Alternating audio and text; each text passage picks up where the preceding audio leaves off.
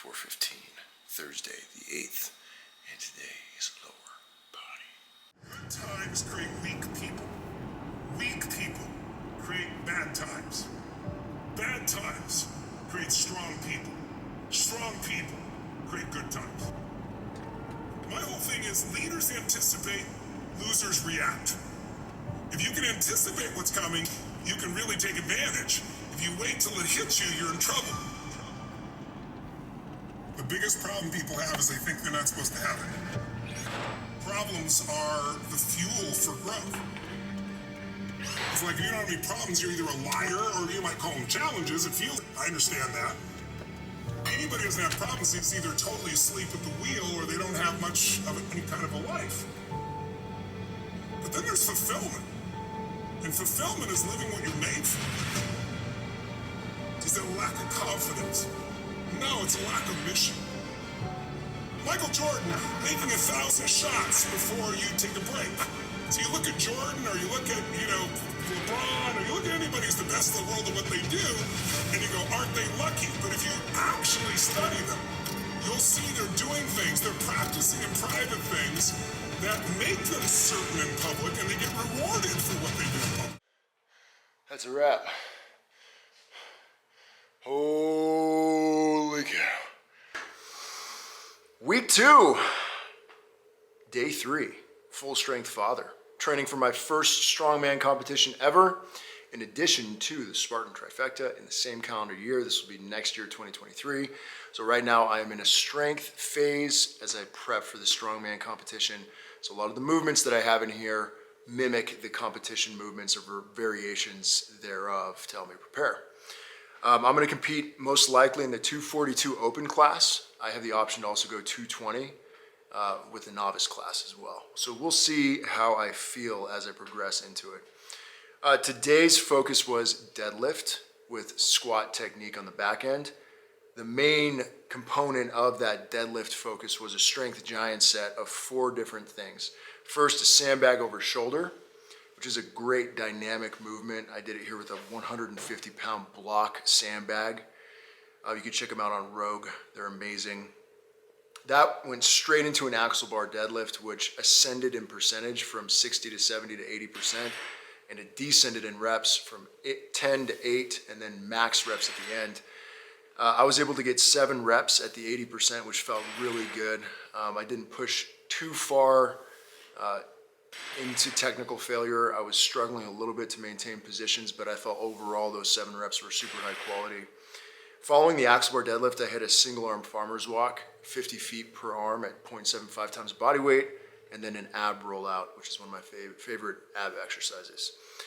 That was pretty challenging, those 4 back to back to back, but the single arm farmer's walk, the ab rollouts helped me connect with bracing in my midline, and the sandbag over shoulder is always a fun time, being able to throw around a bag.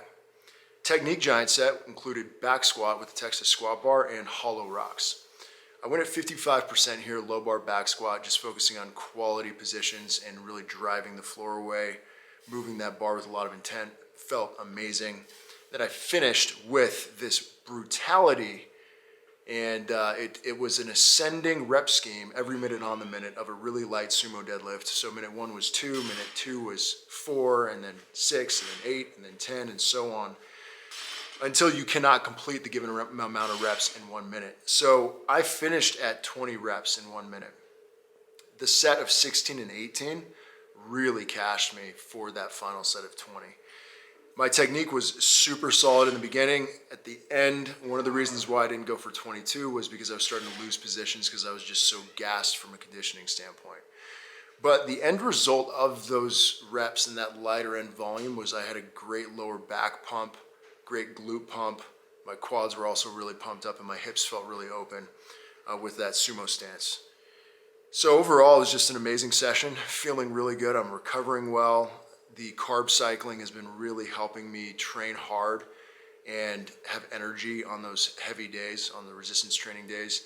And then on my non-resistance training days, Wednesday, Saturday, Sunday, I'm going low carb and a pretty sharp deficit. And I feel light and I feel like I'm staying pretty lean and getting a little bit leaner.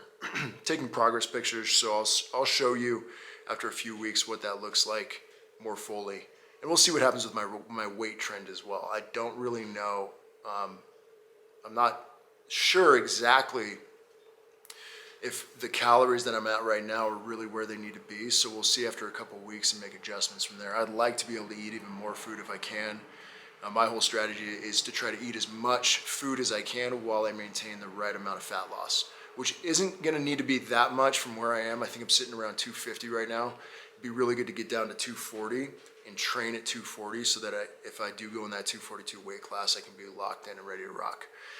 So that's an overview of today's session. Really looking forward to the next one. Tomorrow's gonna be upper body. I'll show you guys what I do then.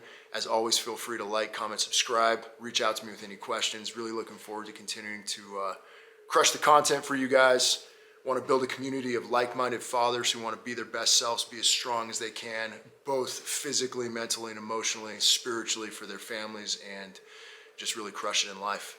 So full strength father, getting after it, full effect. Looking forward to the next day. See you in the next video.